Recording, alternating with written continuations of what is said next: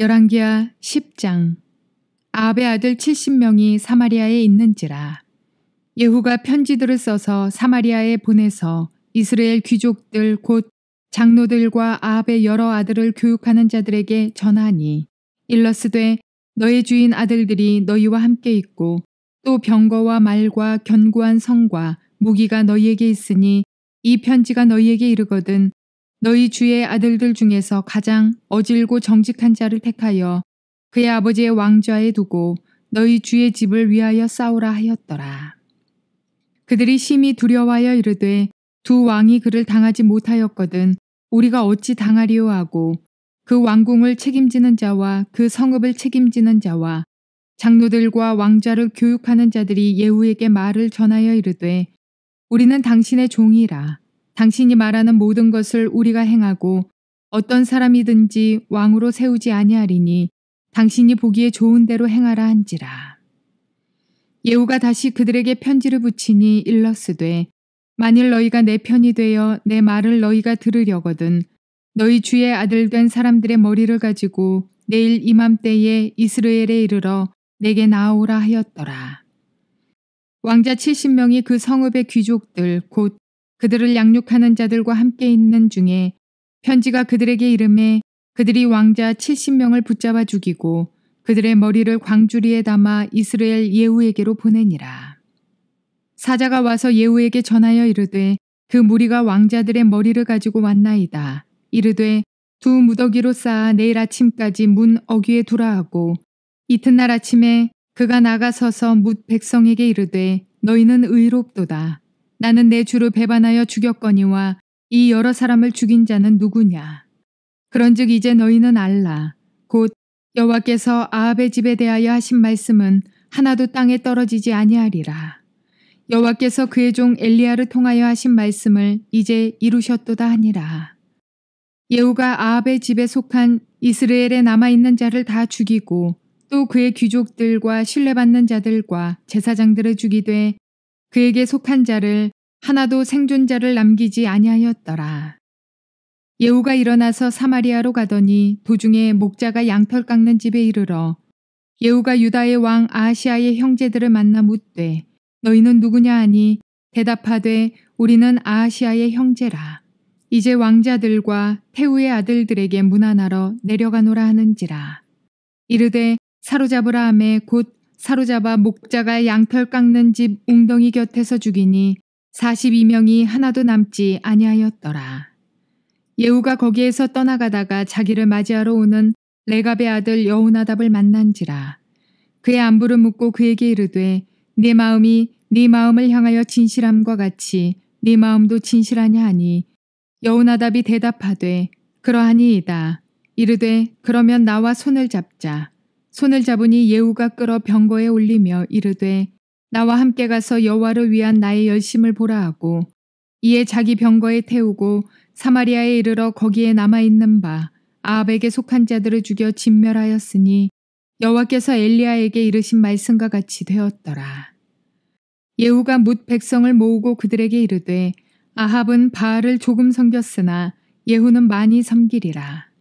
그러므로 내가 이제 큰 제사를 바알에게 드리고자 하노니 바알의 모든 선지자와 모든 섬기는 자와 모든 제사장들을 한 사람도 빠뜨리지 말고 불러 내게로 나오게 하라. 모든 오지 아니하는 자는 살려두지 아니하리라 하니 이는 예후가 바알 섬기는 자를 멸하려 하여 계책을 씀이라. 예후가 바알을 위하는 대회를 거룩히 열라하매 드디어 공포되었더라. 예후가 온 이스라엘에 사람을 두루 보냈더니 바알을 섬기는 모든 사람이 하나도 빠진 자가 없이 다 이르렀고 무리가 바알의 신당에 들어가매 바알의 신당 이쪽부터 저쪽까지 가득하였더라. 예후가 예복 맡은 자에게 이르되 예복을 내다가 바알을 섬기는 모든 자에게 주라 하매 그들에게로 예복을 가져온지라. 예후가 레갑의 아들 여호나답과 더불어 바알의 신당에 들어가서 바알을 섬기는 자들에게 이르되 너희는 살펴보아 바알을 섬기는 자들만 여기 있게 하고 여호와의 종은 하나도 여기 너희 중에 있지 못하게 하라 하고 무리가 번제와 다른 제사를 드리려고 들어간 때에 예후가 80명을 밖에 두며 이르되 내가 너희 손에 넘겨주는 사람을 한 사람이라도 도망하게 하는 자는 자기의 생명으로 그 사람의 생명을 대신하리라 하니라. 번제 드리기를 다함에 예후가 호위병과 지휘관들에게 이르되 들어가서 한 사람도 나가지 못하게 하고 죽이라 하매 호위병과 지휘관들이 칼로 그들을 죽여 밖에 던지고 바알의 신당 있는 성으로 가서 바알의 신당에서 목상들을 가져다가 불사르고 바알의 목상을 헐며 바알의 신당을 헐어서 변소를 만들었더니 오늘까지 이르니라. 예후가 이와 같이 이스라엘 중에서 바알을 멸하였으나 이스라엘에게 범죄하게 한 느밧의 아들 여로보암의 죄 곧 베델과 단에 있는 금송아지를 섬기는 죄에서는 떠나지 아니하였더라. 여호와께서 예후에게 이르시되 네가 나보기에 정직한 일을 행하되 잘 행하여 내 마음에 있는 대로 아합 집에 다 행하였은즉 네 자손이 이스라엘 왕위를 이어 4대를 지내리라 하시니라. 그러나 예후가 전심으로 이스라엘 하나님 여호와의 율법을 지켜 행하지 아니하며 여로보암이 이스라엘에게 범하게 한 그 죄에서 떠나지 아니하였더라. 이때 여호와께서 이스라엘에서 땅을 잘라내기 시작하심에 하사엘이 이스라엘의 모든 영토에서 공격하되 요단 동쪽 길르앗 온 땅 곧 갓 사람과 루벤 사람과 므낫세 사람의 땅 아르논 골짜기에 있는 아로엘에서부터 길르앗과 바산까지 하였더라. 예후의 남은 사적과 행한 모든 일과 업적은 이스라엘 왕 역대지략에 기록되지 아니하였느냐. 예후가 그의 조상들과 함께 잠에 사마리아에 장사되고 그의 아들 여호아스가 그를 대신하여 왕이 되니라. 예후가 사마리아에서 이스라엘을 다스린 횟수는 28해이더라. 좋은 날입니다. 성령님께서 오늘도 여러분들의 심령 가운데 큰 은혜와 평강으로 함께하여 주시기를 주님의 이름으로 축복합니다.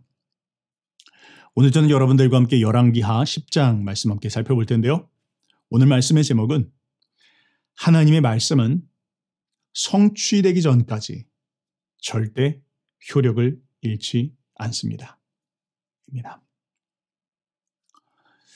여러분, 우리가 신앙생활을 하다 보면 종종 이렇게 불평하고 원망할 때가 있죠. 하나님, 제가 기도하는 가운데 하나님의 말씀을 받았습니다. 말씀을 읽는 가운데 하나님이 주신 감동이 있습니다. 설교를 통해서 하나님께서 내게 주신 말씀이라고 받은 게 있습니다. 그런데 하나님, 이 말씀은 언제 성취되어지는 겁니까? 분명히 하나님 내게 말씀하셨습니다. 그런데 하나님, 이 하나님이 주신 말씀은 왜 내 삶 가운데 실제로 이루어지지 않는 겁니까?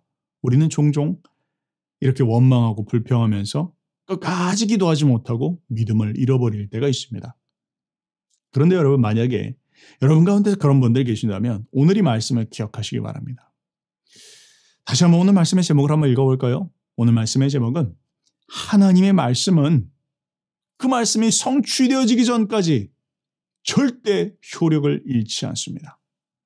반드시 성취되어진다는 것이죠. 하나님의 때, 하나님의 방법으로 하나님은 그 말씀을 반드시 이루어 주시는 분이시다라는 것 여러분 꼭 기억하시기 바랍니다. 열왕기상 19장에 보면 엘리야의 외침이 나옵니다. 엘리야가 이렇게 외칩니다. 하나님, 제가 갈멜산에서 450명이나 되는 바알의 선지자들을 다 처단하였습니다. 하나님 말씀에 순종하여 그 일들을 다 했습니다. 그런데 하나님, 모든 일들이 이제 다 끝났다고 여겼는데 저 악한 여자 이세벨은 죽지도 않고 나에게 지금 다시 위협하기를 네가 내 선지자 450명을 죽였느냐? 그러면 내가 너 또한 그렇게 죽이리라 라고 저를 위협하고 있습니다. 라고 하면서 그가 자신의 믿음을 마치 하나님 계시지 않는 것처럼 포기해버리는 그런 모습들이 나옵니다. 그는 아마 이렇게 기도했겠죠. 하나님, 더 이상 못하겠습니다. 어떻게 제가 이 일을 할 수 있습니까? 북이스라엘의 바알의 숭배는 너무나 뿌리가 깊습니다. 혼자서 이것을 다 뽑아낼 수가 없습니다. 그러나 저는 지금 혼자 싸우고 있는 것 같습니다. 라고 하나님 앞에 원통해하며 억울해하며 어쩌면 그는 기도했는지 모르겠습니다. 혼자 싸우고 있다는 것이죠. 혼자 이 일을 어떻게 하냐는 것입니다. 내가 어떻게 내 힘으로 이 일들을 할 수 있냐는 것이죠. 근데 그때 하나님께서 뭐라 말씀하십니까? 하나님 이렇게 말씀하십니다. 그래? 엘리야야, 너 이렇게 해라. 아람에 가서 아람에 벤하닷을 대신해서 하사엘을 왕으로 세워라. 그리고 북이스라엘에 예후를 왕으로 세워라. 그리고 너를 대신해서 엘리사를 세워라. 선지자로 세워라. 그렇게 하나님 말씀하시죠. 그러면서 하나님 뭐라 말씀하십니까? 하사엘의 칼을 피하는 자를 예후가 죽일 것이고 예후의 칼을 피하는 자를 엘리사가 죽이리라. 그렇게 말씀하시죠. 자, 그런데요. 오늘 여러분들과 보는 9장, 10장 말씀은 뭘 이야기합니까? 바로 십수년 전에 하나님께서 엘리야에게 하신 그 하나님의 예언의 말씀이 지금 성취되어지고 있는 것입니다. 우리가 어제 살펴봤는데요. 길르앗 라못에서 하사엘과 요람 그리고 또 아하시아가 전쟁을 벌였습니다. 그런데 그 하사엘의 칼을 피합니다. 누가요? 요람이 하사엘의 칼을 피하죠. 겨우겨우 살아납니다. 그렇게 해서 이스라엘로 피신을 왔는데 근데 그 이스라엘에서 누구의 손에 의해 죽습니까? 예후의 손에 의해서 죽습니다. 그리고 아하시아도 그렇게 죽죠. 여러분 이건 뭘 이야기하는 것입니까? 하나님의 예언의 성취를 이야기하는 것이죠. 하사엘의 칼을 피하는 자를 예후가 죽일 것이요. 만약 예후의 손에 의해서 죽지 않는다면 엘리사의 손에 의해서 죽을 것이다. 비록 엘리사의 손에 의해 죽은 자는 없지만 하나님께서 그럼에도 불구하고 회개치 않는 자들을 엘리사가 책망할 것이고 그에게 심판을 선포할 것이다 라는 것을 지금 예언한 것이죠. 그 말씀이 십수년이나 지났지만 그 말씀이 지금 성취되어지고 있는 것입니다. 여러분 하나님의 말씀은 하나님의 입에서 나간 하나님의 말씀은 그 말씀이 성취되어지기 전까지 절대 그 효력이 사라지지 않는다는 거 꼭 기억하시기 바랍니다. 자, 우리 지난 시간에 이어서 계속 예후에 대한 부분들을 보고 있습니다. 예후는 누구입니까? 하나님께서 하나님의 말씀의 성취를 위해서 선택하신 도구입니다. 아합의 집안을 심판하고 바알을 숭배하는 북이스라엘을 심판하기 위한 도구로 하나님이 택하신 자입니다. 그러나 예후의 삶을 보면 예후 역시 완벽한 사람은 아니었습니다. 하지만 그 모든 불완전한 모습들이 있지만 이 예후를 통해서 우리가 볼 수 있는 큰 그림은 바로 오늘의 말씀처럼 그는 하나님의 입에서 나온 말씀을 성취하는 도구로 쓰임받은 자다라고 그렇게 성경은 이야기를 하고 있습니다. 자, 오늘 본문으로 한번 들어가 봅시다. 오늘 본문은 몇 가지 단락으로 나눌 수가 있는데요. 첫 번째 단락 1절부터 11절까지 보면 아합의 집안 가운데 남아있는 아들들이 이제 그들을 돌보고 있던 자들의 손에 의해서 죽는 이야기가 기록되어 있습니다. 어쩌면 좀 잔인한 이야기입니다. 이스라엘에 머물고 있었던 예후가 고도의 정치적인 계산을 가지고 편지를 보냅니다. 사마리아에 편지를 보내요. 근데 그 사마리아에 지금 누가 남아있냐면 아합의 자식들이 남아있습니다. 어쩌면 아합의 아들들이라기보다는 뭐 그의 손자뻘 정도 되어지는 사람들입니다. 어쨌든 그들은 왕가고 왕의 자식들이니까 그들 가운데서 왕이 될 수 있는 사람이 있다는 것이죠. 그냥 놔두면 안 된다는 것이죠. 만약 놔뒀다가는 그들 가운데 누구라도 다시 한번 봉기를 일으킬 수 있는 그런 상황이 된 겁니다. 자, 예후는 그들에게 편지를 보내는데요. 직접 그들에게 편지를 보내지 않고 그들을 돌보고 있었던 장로들과 선생들에게 편지를 보냅니다. 그리고는 이렇게 이야기합니다. 너희들이 돌보고 있는 자식들 중에서 만약 제일 똑똑하고 좀 선해 보이는 그런 녀석이 있다면 왕으로 세워라. 그리고 나와 함께 대항하도록 하자. 나와 함께 싸우도록 하자. 그렇게 편지를 보냅니다. 그 편지를 읽은 장로들과 또한 선생들이 깜짝 놀랍니다. 아이고, 어떻게 우리가 예후를 대항할 수 있을까? 2명이나 왕을 죽인 자였는데 또 이세벨까지나 죽였는데 우리가 어떻게 그를 대항할 수 있을까라고 하면서 그에게 항복할 것을 이야기합니다. 그랬더니 다시 그가 편지를 하면서 이야기합니다. 만약 그렇다면 그 아들들의 머리를 따오도록 하라. 그렇게 이야기를 하죠. 그랬더니 그 선생들이 그 아들들의 일시 70명이나 되는 아들의 목을 따서 그들에게 보냈더라라는 이야기가 기록되어져 있습니다. 잔인한 이야기입니다. 자, 그런데요. 우리가 여기서 한번 잠깐 멈춰서 생각해 볼 부분들이 있습니다. 그건 무엇입니까? 아니, 분명히 이들의 나이가 그렇게 많지 않을 텐데 아합의 자식들, 아들들이라고 하면 뭐 손자들, 손까지들 그렇게 계산을 하면 뭐 10대, 20대 뭐 그렇게 청년들일 텐데 아니, 그들을 돌보던 사람들이 어찌 이렇게 긍휼도 없고 자비도 없고 이런 짓을 할 수 있을까? 이런 생각들이 들지 않습니까? 자, 그런데 거기는 이유가 있습니다. 여러분 한번 생각해 봅시다.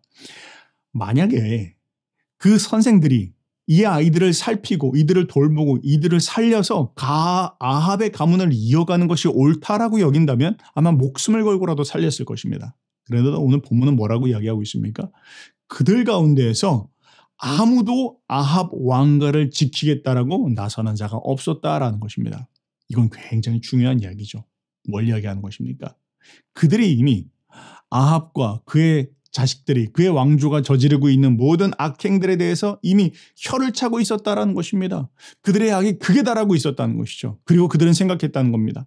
이런 가문은 끊어져야 마땅하다라고 그들은 생각했다는 것이죠. 그래서 그들은 아합의 자식들을 개인적으로 생각해야 긍휼한 마음, 안타까운 마음이 일어나는지 모르겠지만, 그러나 이 아합의 가문이 끊어지는 것이 하나님의 뜻이다라고 그들은 그렇게 여겼다라는 것입니다. 자, 이것이 어떤 예후의 정치적인 계산이든 혹은 백성들의 민심이 그 마음을 돌이킨 이야기든 어떻든지 간에 오늘 이야기는 이 10절에서 이렇게 이야기를 정리를 하고 있습니다. 그 선생들이 이 아이들을 죽인 사건은 성경이 말하기를 여호와께서 아합의 집에 대하여 하신 말씀은 하나도 땅에 떨어지지 아니하리라. 여호와께서 그의 종 엘리야를 통해서 하신 말씀을 이제 이루셨도다라는 것이죠. 뭘 이야기하는 것입니까? 그것은 바로 하나님의 예언의 성취라는 것입니다. 십수년 전에 엘리야를 통해서 하나님께서 분명히 아합에 대해 하나님께서 심판하시겠다고 하셨지만 아합이 회개하고 돌이킨 것을 보시고 아합의 자손의 때에 하나님께서 연기하셨지만 심판을 미루셨지만 그러나 그 아합의 자손 중 그 누구도 하나님 앞에 진실되게 회개하고 돌이키지 않았기 때문에 하나님의 시간 그리고 하나님의 방법대로 하나님께서 심판을 집행하셨다라는 것을 지금 이야기하고 있는 것입니다. 하나님의 말씀은요. 반드시 그것이 성취되어지기 전까지 그대로 사라지지 않습니다. 그것이 심판의 예언이든 그것이 축복의 예언이든 하나님은 당신의 시간에 하나님의 방법대로 반드시 그 예언의 말씀을 성취하시는 분이다라는 것을 여러분 꼭 기억하시기 바랍니다. 종종 우리가 삶을 살아갈 때 하나님 앞에 원망하고 불평하고 하나님 언제 들어주십니까? 내 기도는 하나님께서 분명히 주신 약속은 언제 이것이 이루어지는 것입니까? 혹시 기도하는 힘이 약해지고 있지는 않습니까? 포기하고 싶지는 않습니까? 이제는 하나님께서 내게 아무 말씀도 하지 않으셨어. 내 인생을 향하는 하나님의 계획은 없어. 이렇게 주저앉아 있지는 않고 있습니까? 그때 여러분 오늘 이 말씀을 기억하시기 바랍니다. 아무리 상황이 불가능해 보여도 아무 일도 일어나지 않는 것처럼 보여도 하나님은 하나님의 시간이 되면 하나님의 때에 그 불가능한 모든 일들을 하나님께서 이루셔서 당신의 일을 성취하시는 분이다라는 것을 이야기하고 있습니다. 자, 그 다음에 12절부터 14절 말씀에 보면 이제 예후가 이스라엘에서 이제 사마리아로 직접 내려옵니다. 사마리아가 번거지지 않습니까? 이제 수도 사마리아로 내려오는데 근데 내려오던 길 가운데에서 누구를 만납니다. 누구를 만났는지를 보니까 아하시아의 형제들을 만났다라는 것이죠. 남유다의 왕 아하시아의 형제들을 만났다라는 것입니다. 42명이나 만났다라고 하니까 아마 형제라기보다는 친족들이다 그렇게 이해하는 게 맞겠죠. 자, 이들이 누군지는 정확하지 않습니다. 많은 학자들이 이야기하기를 그냥 요람에 대해서 혹은 아하시아에 대해서 그들이 죽은 것을 문상하기 위해서 가는 거라고도 이야기하고 혹은 어떤 사람들은 그들의 복수를 하기 위해서 올라가는 사람이라고도 합니다. 누군지는 정확하게 성경에 이야기하고 있지 않으니까 우리가 알 수는 없습니다. 그러나 우리가 분명히 알 수 있는 것은 이들은 분명히 다윗의 혈통이지만 그럼에도 불구하고 아합의 가문과 너무나 짙게 물들어 있는 자들이다. 바알 숭배에 찌들어져 있는 자들이라는 것이죠. 다른 말로 이야기하면 그들은 어리석은 선택을 한 아하시아와 마찬가지로 여전히 어둠 가운데 그 어둠의 일에 동참하고 있었던 자들이었다라는 것이죠. 그래서 그들 역시 예후의 손에 의해서 죽게 되었다라고 지금 성경이 이야기를 하고 있습니다. 자, 그런 가운데에서 이제 15절부터 17절로 내려가면요. 자, 그렇게 해서 그가 사마리아 성까지 거의 다 갔을 무렵에 사마리아 성에서 누군가 한 사람을 만납니다. 그를 맞으러 나온 사람이 있는데 누군지를 보니까 그는 레갑 족속의 여호나답이라고 하는 사람이었습니다. 자, 이 레갑 족속의 여호나답은 누구입니까? 잠깐 여기서 우리는 레갑 족속이 누군지를 알 필요가 있습니다. 레갑 족속은요, 이스라엘 사람들이 아닙니다. 이방인이라는 것이죠. 모세의 장인 호밥의 후손들이다라고 그렇게 이야기를 합니다. 자, 그런데요. 이들은 이스라엘 백성들과 함께 살기는 삽니다. 그런데 오히려 그 이스라엘 백성들보다 훨씬 더 경건한 삶을 삶으로 백성들의 추앙을 받는 사람들이었습니다. 그들은 경건한 삶을 살기 위해서 포도주도 마시지 않습니다. 그리고 오직 하나님만을 신뢰하고 살아간다라는 마음으로 천막 생활을 합니다. 논을 갈거나 밭을 갈거나 집을 짓거나 하지 않습니다. 왜요? 항상 천막 생활을 하면서 오직 하나님만을 경배하는 삶을 살기로 결단한 자들이었다는 것이죠. 바로 그들이 이 레갑 족속이었습니다. 바로 그런 신앙적인 모습 때문에 백성들에게 칭송을 받고 있었다는 것입니다. 자, 그런데요. 예후가 바로 그 아합의 집안의 악정들을 심판하기 위해서 반역을 일으켰다는 소식을 듣고 그가 사마리아로 내려온다라는 이야기를 듣고는 그를 맞으러 나갔다라는 것이죠. 그리고 그와 함께 손을 잡았다라는 것을 이야기하고 있습니다. 뭘 이야기하는 것입니까? 그것은 바로 이제 예후가 정치적인 권력만이 아니라 종교적인 힘도 얻었다라는 것이죠. 신앙적으로 인정받고 추앙받는 사람과 함께 손을 잡으면서 그는 이제 정치적인 면뿐만 아니라 신앙적인 면에 있어서도 종교적인 면에 있어서도 명분을 얻었다라는 것입니다. 그것을 통해서 이스라엘 사회 전체를 개혁할 수 있는 그런 명분을 얻었다는 것이죠. 자, 그러면서 17절 말씀에서 동일한 이야기를 하고 있어요. 이렇게 말합니다. 사마리아에 이르러 거기에 남아있는 바 아합에 속한 모든 자들을 죽여 진멸하였으니 이것은 여호와께서 엘리야에게 이르신 말씀과 같이 되었더라. 하나님께서 하신 말씀은 그것이 성취되어지기 전까지 결코 효력을 잃지 않는다 말씀드렸죠. 하나님의 도구인 아합을 통해서 예후를 통해서 하나님께서는 당신의 예언의 말씀을 계속 성취해 나가고 있는 것입니다. 자, 이제 힘을 받았습니다. 정치적인 숙청뿐만 아니라 이제는 레갑 족속인 여호나답과의 만남을 계기로 하여서 이제 예후는 종교적인 개혁에 박차를 가하기 시작합니다. 그 다음 하는 일들이 나오는데요. 18절부터 27절까지는 바알을 숭배하고 있었던 모든 사람들을 속가내어서 그들을 심판하는 이야기가 나옵니다. 예후가 머리를 씁니다. 그리고는 이 바알을 섬기고 있었던 바알의 숭배자들을 골라내기 시작합니다. 어느 날 그는 전 국민들에게 이렇게 이야기를 합니다. 나는 이 아합보다 더 바알을 섬길 것이다. 그러니 바알을 섬기는 모든 자들은 함께 모이도록 하라. 함께 바알에게 제사를 드리자라고 그렇게 이야기를 합니다. 그러면서 이야기하기를 만약 오지 않는 자들은 내가 죽일 것이다. 그렇게 위협까지 하죠. 그렇게 해서 바알을 숭배하는 자들을 다 모읍니다. 그리고 그들을 위해서 특별한 의복도 준비를 시킵니다. 그리고 그들을 한 장소에 모읍니다. 그러면서 이야기합니다. 이곳 가운데 바알을 섬기지 않는 여호와를 섬기는 놈들이 있다면 그들을 다 내쫓아라 라고 이야기하고 바알을 섬기는 자들만 남겨놓고 그들을 한꺼번에 몰살시켰더라 라고 성경이 이야기합니다. 그리고는 그 바알의 신당을 완전히 헐어서 변소를 만들어버렸더라 라는 것을 이야기하고 있는 것입니다. 뭘 이야기하고 있는 것입니까? 하나님의 말씀이 지금 성취되어지고 있는 것을 말합니다. 하나님의 도구인 이 예후를 통해서 10수년 전에 엘리야를 통한 외침, 엘리야의 외침, 하나님 저 혼자 싸우고 있는 것 같습니다. 전 혼자서 이 바알에 숭배하는 자들을 뽑아낼 수가 없습니다. 제가 어떻게 450명이나 죽였지만 여전히 하나님 그 근원이 되는 저 이세벨은 나를 죽이겠다라고 하고 있고 바알을 숭배하는 자들을 전 다룰 수가 없습니다. 전 혼자 싸울 수가 없습니다.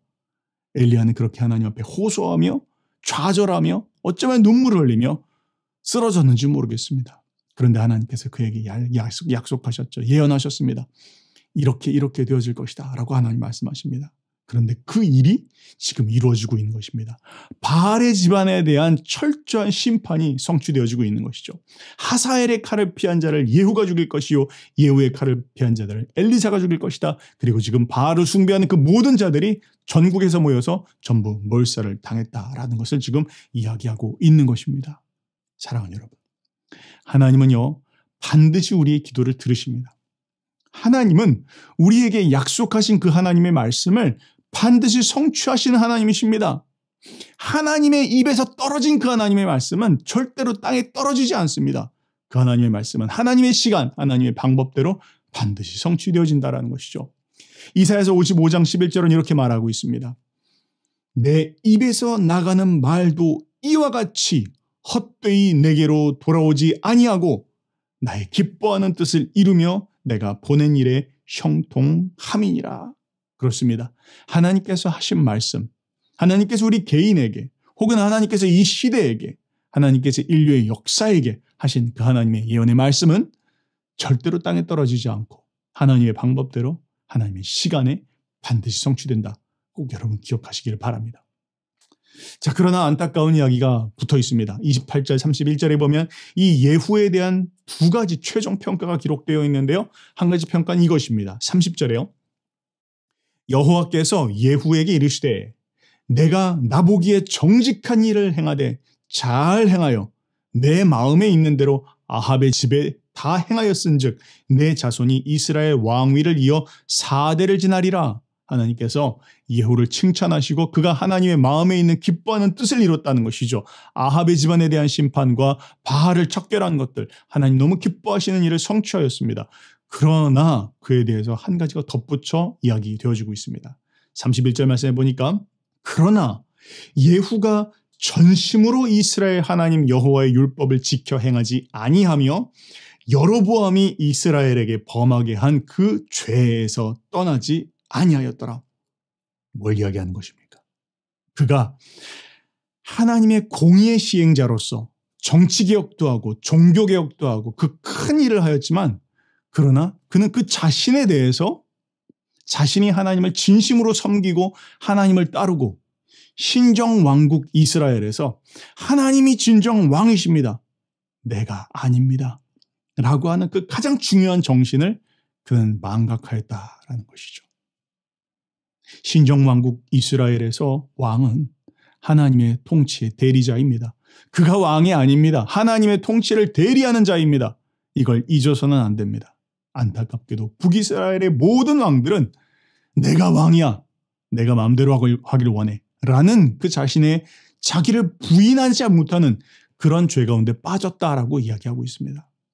오늘날로 이야기하면 제가 방금 말씀드렸던 것처럼 우리가 우리 스스로를 부인하지 못하고 우리가 주님을 믿는다라고 하면서 교회도 나가면서 주님을 섬기겠다라고 때로는 종종 주의 사역도 하지만 그러나 마음 중심 가운데 하나님 아닌 나 자신을 위해서 내가 믿고 있고 내가 하고 싶은 대로 하려고 하고 나 자신을 부인하지 않는 그 태도를 그는 버리지 못했더라. 그리고 그것이 그에게 올무가 되었다. 그렇게 이야기합니다. 그리고는 하나님께서 말씀하시기를 32절부터 36절까지 하사엘을 통해서 그러니까 아람을 통해서 요단 동편 땅을 다 빼앗기게 하셨다라는 것이죠. 기업을 잃게 하셨다라는 것입니다.